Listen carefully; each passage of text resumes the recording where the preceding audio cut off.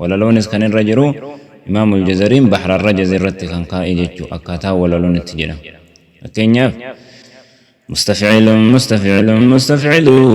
مستفعل مستفعل مستفعل يقول راجع في رب سامعي محمد بن الجزري الشافعي الحمد لله وصلى الله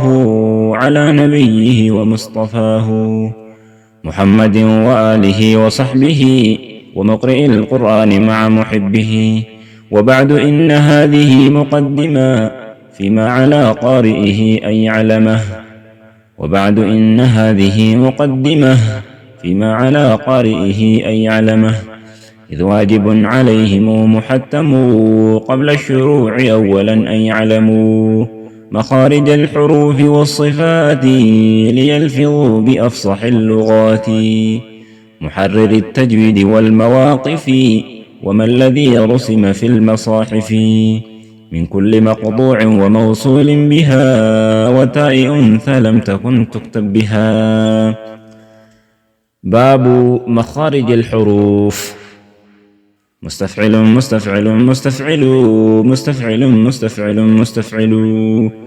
مخارج الحروف 17 على الذي يختاره من اختبر للجوف ألف وأختها وهي حروف مد للهواء تنتهي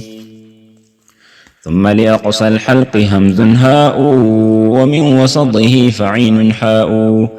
أدناه غين خاؤها والقاف أقصى اللسان فوق ثم الكاف أسفل والوسط فجيم الشين يا والضاد من حافته إذ وليا أضراس من أيسر أو يمناها واللام أدناها لمنتهاها والنون من طرفه تحت جعلوا والراء دانيه لظهر أدخلوا والطاء والدال وتا من هو من عليا الثنايا والصفير مستكن من هو من فوق الثنايا السفلى والضاء والذال وثال العليا